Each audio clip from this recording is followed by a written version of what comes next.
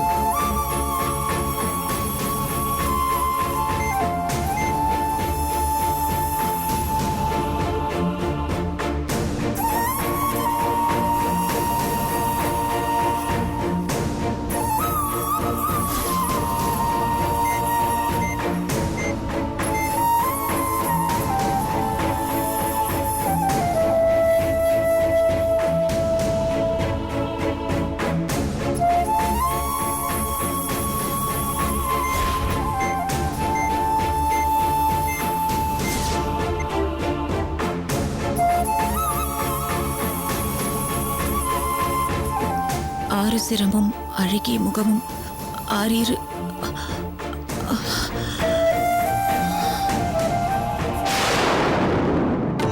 நந்தினி நந்தினி எந்திரிமா எந்திரிமா தபார் எந்திரி நந்தினி என்னாச்சுமா எந்திரி.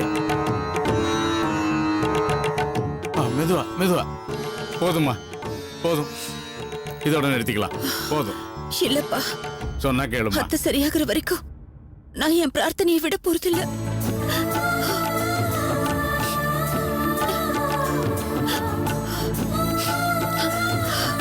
ஆறிரு கண்ணும் அற்புத வடிவும் சாவனை வந்த சடாட்சர பொருளே அரணையின் வாழ்த்தும் அப்பனே கந்தா கரங்கள் 12 கதிரும் ஆயுதத்தால் தரங்குலைத்து ஓட தாரகா கரண் முதல்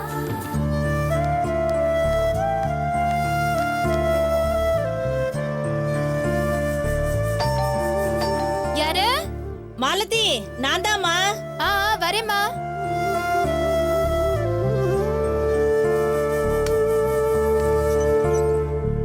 என்னம்மா நீ மட்டும் தனியா வர?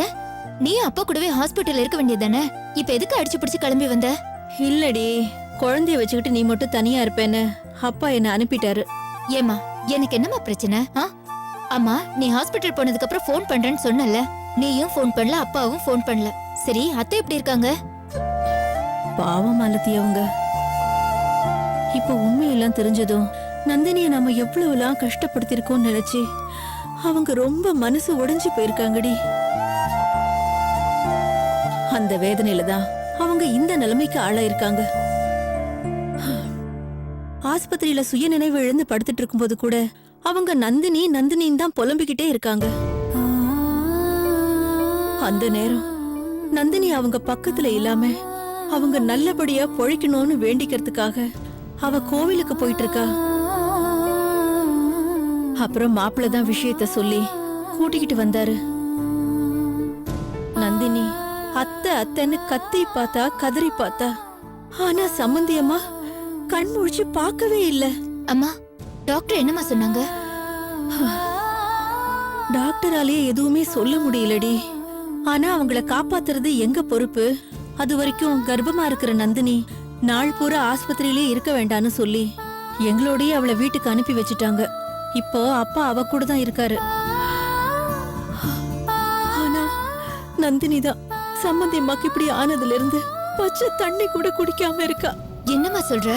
அவளே குழந்தைய சுமந்துட்டு இருக்கா. இப்ப பட்னி கிடந்து அவ உடம்புக்கு தானே கெடுதல். சொன்னா கேட்க மாட்டேங்கிறாளே. என் அத்தை இந்த நிலைமையில இருக்கும் போது நான் எப்படி சாப்பிடுறதுன்னு பிடிவாதமா இருக்கா. அவ வேதனை அவளுக்குமா. சரி இப்பதான் அப்பா அவ கூட இருக்காருல்ல, எப்படியும் அப்பா சாப்பிட வச்சிருவாரு. எப்படியாவது அத்தை குணமாய் வீட்டுக்கு வந்துட்டா போதும். அது கடவுள் தான் காப்பாத்தணும். சரி, நீ சாப்பிட்டியா இல்லையா? நான் போய் உனக்கு சாப்பாடு எடுத்துட்டு வரேன். மாலதி, அதெல்லாம் ஒண்ணு வேண்டாம்மா. தீனா கிட்ட பேசுனியாம்மா? குழந்தை எப்படி இருக்காளாம்? ஆ, பேசுனேம்மா. அவங்க மாமியாருக்கு உடம்பு சரியாயிடுச்சாம். அதனால பாப்பாவை கூட்டிட்டு வந்துட்டாங்களாம். அப்புறம் என்னடி, நேர்ல பார்த்து குழந்தைய வாங்கிக்கிட்டு வந்திருக்க வேண்டியதானே? இப்ப இருக்கிற குழப்பத்துல என்ன சொல்லி குழந்தைய கேக்குறதுன்னு எனக்கு தெரியலம்மா. அதான் தீனா சார கோயிலுக்கு வர சொல்லி எல்லா விஷயத்தையுமே பேசிட்டேன். என்னது, எல்லா விவரத்தையும் சொல்லிட்டியா? என்னடி சொன்னாரு? குழந்தைய குடுக்கறேன்னு சொல்லிட்டாரா?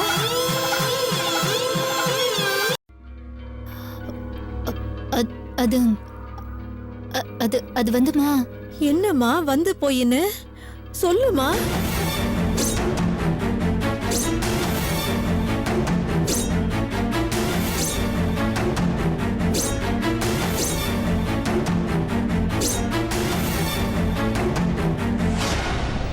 அம்மா, நான் அவர்கிட்ட சொல்ல நினைச்சது ஒண்ணு, ஆனா அவர் என்கிட்ட சொன்னது ஒண்ணுமா. அது சரிடி, நீ சொன்னதெல்லாம் உண்மையாவே இருக்கட்டும். அதுக்காக நம்ம பிள்ளைய விட்டு கொடுக்க முடியுமா? எப்படிமா விட்டு கொடுக்க முடியும்? அதுக்காக வலுக்கட்டாயமா குழந்தைய வாங்க முடியுமா சொல்லு? சரி, இப்ப நீ என்னதான் சொல்ல வர? என்னால எந்த முடிவும் சொல்ல முடியலம்மா. ஆனா தீனா சாருக்கு விஸ்வாவை விட முரளி தான் ரொம்ப க்ளோஸ் ஃப்ரெண்ட். அதனால இது விஷயமா முரளி கிட்ட பேசி என்ன முடிவு பண்ணலான்னு இருக்க. எதுக்குடி அங்க இங்கேயும் பேசிக்கிட்டு? அது நீ பெத்த குழந்தைடி. ஆமாமா, நான் பெத்த குழந்தைதான். ஆனா என்னால சொல்ல முடியலையே. என்ன பண்ண சொல்ற?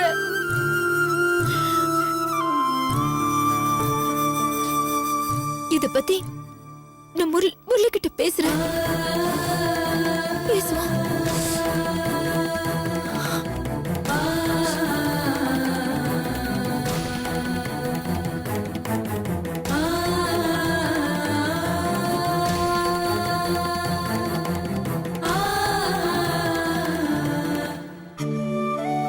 என்ன மாதிரி ஒருத்தனை பார்த்திருக்கியாடா?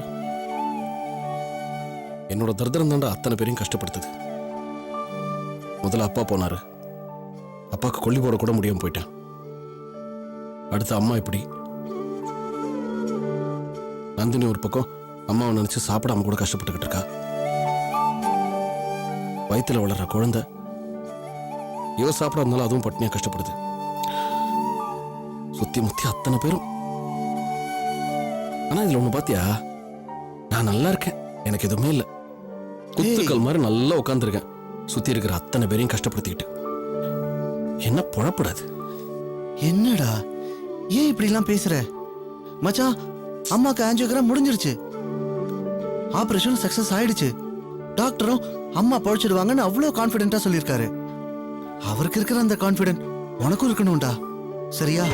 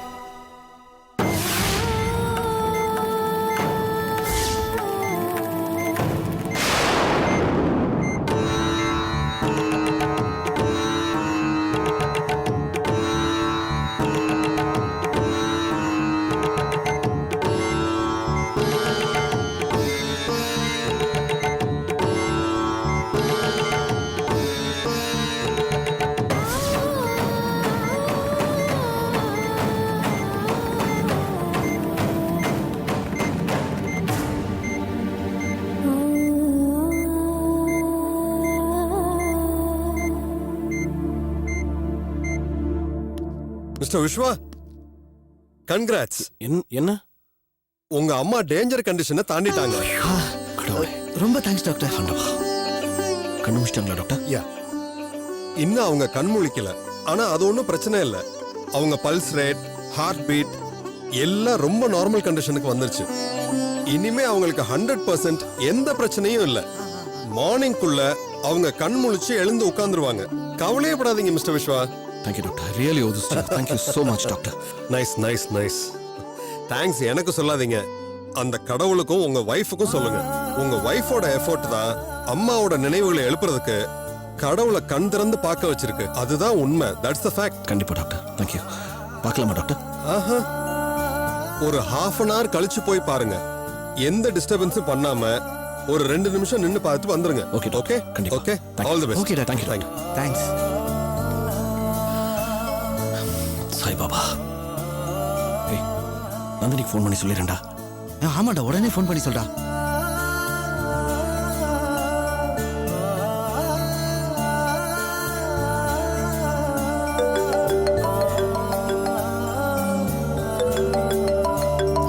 அப்பா, அவர்தான் ஃபோன் பண்றாரு. என்னங்க, அத்தை இப்படி இருக்காங்க? கண் முடிச்சிட்டாங்களா?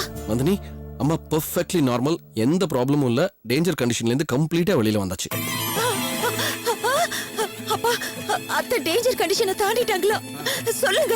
ரொம்ப ரொம்ப ரொம்ப நல்லா இருக்காங்கன்னு இப்ப டாக்டரே வந்து சொல்லிட்டு போனாரு. அம்மா இப்ப தூங்கிட்டு இருக்காங்க. ஏன்னா ஆஞ்சியோ பண்ணது. என்னது, ஆஞ்சியோ எல்லாம் பண்ணிருக்காங்களா? அது என்கிட்ட சொல்லவே இல்ல. நந்தினி, சாரி, ஆஞ்சியோ பண்ணிருக்காங்க அம்மாக்கு. பட் நான் தான் பர்பஸா உங்ககிட்ட அதை சொல்லல. அதுதான் நீ இதை சொன்ன டென்ஷன் ஆவ, அதான் உங்ககிட்ட சொல்லல. சரிங்க, எல்லாம் நல்லபடியா முடிஞ்சது இல்ல? சரி, நானும் அப்பாவும் இப்பவும் உடனே கிளம்பி வரோம். இப்ப வேணா, நீ காலையில வா, நான் உங்ககிட்ட விவரமா பேசுறேன். இல்லங்க, எனக்கு இப்பவே அத்தைய பார்க்கணும். அவங்க கிட்ட பேசுறதா எனக்கு நிம்மதியா இருக்கும். இல்லப்பா, பேசுற நிலைமையில இல்ல. இன்னும் கண்ணே முழிக்கல அம்மா. டேஞ்சர் தாண்டிட்டாங்க, அவ்வளவுதான். என்னங்க சொல்றீங்க? அத்தை இன்னும் கண் முழிக்கலையா? இல்ல, அது செடேட்டிவ்ஸ் கொடுத்ததுனால அப்படி. மத்தபடி பல்ஸ் ரேட், ஹார்ட் ரேட் எல்லாமே பெர்ஃபெக்ட்லி நார்மலா இருக்குன்னு டாக்டர் சொல்லிட்டாங்க. ஒன்னும் பிரச்சனை இல்ல. நீ நாளைக்கு காலையில வா, எப்படி வந்து பார்க்க தானே போற. சரிங்க. நந்தினி, என்கிட்ட கூட நான் கொஞ்சம் ஒரு பேசுறேன். நிமிஷம் இருங்க, அப்பா பேசணுமா? குடு. இந்தாங்கப்பா. ஹலோ, சொல்லுங்க மாப்ள. சம்பந்தி அம்மாவுக்கு இப்ப எப்படி இருக்கு? நல்லா இருக்காங்களா? நல்லா இருக்காங்க, எந்த ப்ராப்ளமும் இல்ல. ஹார்ட் பீட், பல்ஸ் ரேட் எல்லாமே நார்மலா இருக்குன்னு இப்பதான் டாக்டர் வந்து சொல்லிட்டு போனாங்க. அப்பா, எனக்கு பெரிய ரிலீஃபா இருக்கு மாமா. நீங்களும் அங்க எல்லாரும் நிம்மதியா சந்தோஷமா சாப்பிட்டு ரெஸ்ட் எடுங்க. அண்ட் நந்தினியும் கொஞ்சம் நல்லா சாப்பிட சொல்லுங்க. நீங்க கவலைப்படாதீங்க மாப்ள. நந்தினியை நான் பாத்துக்கிறேன், நீங்க அம்மாவை பாத்துங்க. அப்புறம் நீங்களும் எதுவும் சாப்பிட்டு இருக்க மாட்டீங்க, போய் ஏதாவது சாப்பிடுங்க மாப்ள. கண்டிப்பா மாமா, கண்டிப்பா. ரொம்ப தேங்க்ஸ். காலையில் நாங்க வந்து பாக்குறோம்.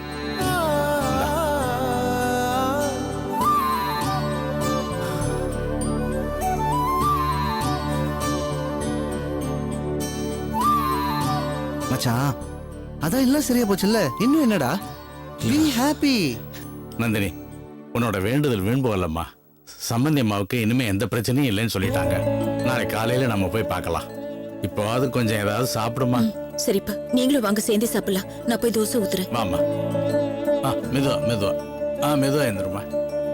பார்த்து.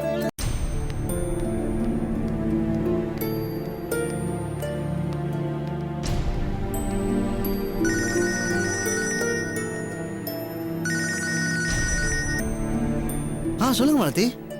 இப்ப அத்தை எப்படி இருக்காங்க? இப்போ கிரிட்டிக்கல் கண்டிஷனை தாண்டிட்டாங்க. பட் இன்னும் ஃபெயிண்ட்ல தான் இருக்காங்க. ஆனா கூடி சீக்கிரமே கண்டுபிடிச்சிடுவாங்கன்னு டாக்டர் சொல்லியிருக்காரு. ரொம்ப சந்தோஷம். அப்புறம் முரளி, ஒரு சின்ன ஹெல்ப் பண்ணணும். என்ன சொல்லுங்க. நான் உங்களை தனியா சந்திக்கணுமே. என்ன விஷயம் சொல்லுங்க. என்ன, நான் நேர்ல சொல்றேனே. சரி, நான் இன்னும் கொஞ்ச நேரத்துல பெசன்ட் நகர் சைட்டுக்கு வந்துருவேன். நீங்க வேணா அங்க வந்துடுறீங்களா? சரி. ஆனா இந்த விஷயம் யாருக்கும் தெரிய வேண்டாம், ப்ளீஸ். சரி, நான் யார்கிட்டயும் சொல்லல. நீங்க வந்துருங்க. சரி, நான் வந்துடுறேன். ரொம்ப தேங்க்ஸ். ஓகே.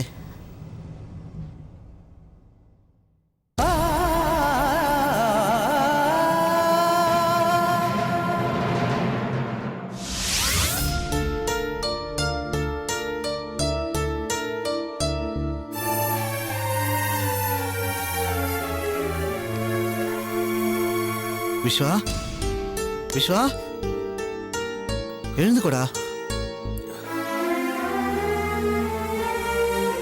இந்தாடா உனக்காக காஃபி வாங்கிட்டு வந்திருக்கேன்.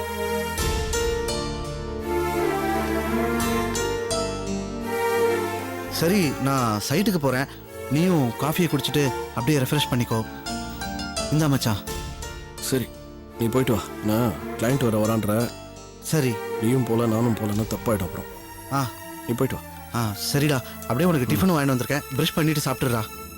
ஏதாவதுன்னா எனக்கு உடனே ஃபோன் பண்ணேன். நீ கிளம்பு. சரி நான் அப்படியே வரும்போது உனக்கு ட்ரெஸ் எடுத்துட்டு ஆமா, வந்துடுறேன். நானே சொல்லணும்னு நினச்சேன். சரிடா பார்த்துக்கோ.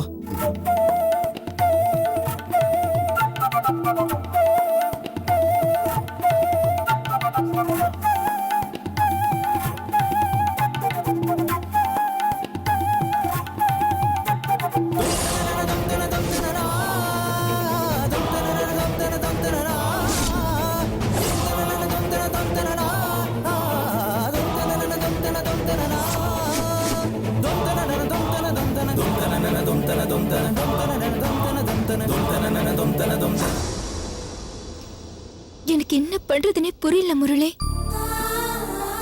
இத்தனை நாளா என் குழந்தைய காணாம தவிச்ச தவிப்பை விட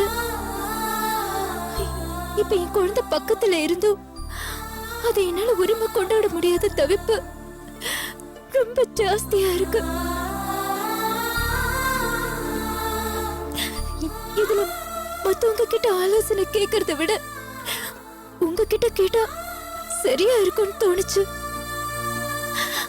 அது உங்ககிட்ட கேட்க வந்த. ஏன்னா தீனா சார் உங்களோட க்ளோஸ் ஃப்ரெண்ட். அதான் இந்த விஷயத்தை கேட்கும்போது எனக்கு அதிர்ச்சியாவும் ஆச்சரியமாவும் இருக்கு.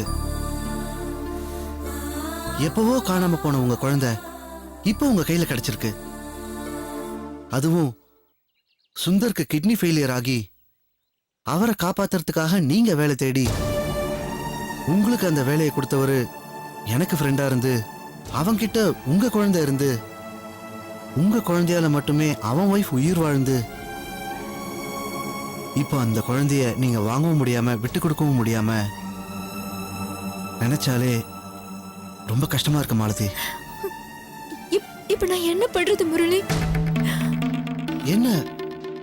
என்ன சொல்றது? ஏன்னா கரெக்டா சொல்லணும்னா தீனா கிட்ட சண்டை போட்டாவது உங்க குழந்தைய வாங்கிக்கோங்கன்னு தான் நான் சொல்லணும். அதுதான் நியாயமும் கூட. ஆனா இந்த நேரத்துல நான் தீனாவை பத்தியும் கொஞ்சம் யோசிக்கணும். பாவங்க தீனா. அவனும் சரி அவன் ஒய்ஃபும் சரி ரொம்ப ரொம்ப நல்லவங்க. இப்படிப்பட்ட நல்லவங்க கிட்ட உங்க குழந்தை சேர்ந்திருக்கிறது கடவுள் எடுத்த முடிவு. மாலதி நீங்க நல்லா யோசிச்சு பாருங்களேன். எங்கேயோ இருந்த தீனாவும் அஞ்சலியும் எதுக்காக திடீர்னு இங்க கொடுத்துன வரணும்? எதுக்காக அவங்க வீட்டுக்கு குழந்தை பாத்துக்கிற வேலைக்கு நீங்க போகணும்?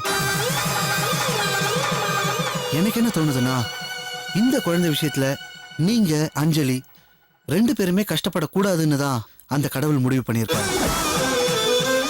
அந்த முடிவு சரி தப்புன்னு சொல்ற உரிமை எனக்கோ தீனாவுக்கோ அஞ்சலிக்கோ யாருக்குமே கிடையாது.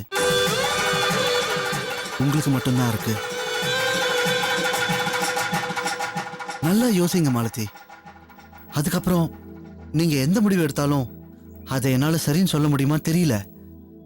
ஆனா நிச்சயமா தப்புன்னு சொல்ல முடியாது.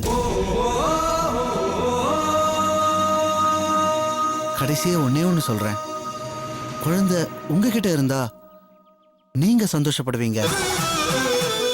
அதுவே அஞ்சலி கிட்ட இருந்தா அவங்க உயிரோட இருப்பாங்க.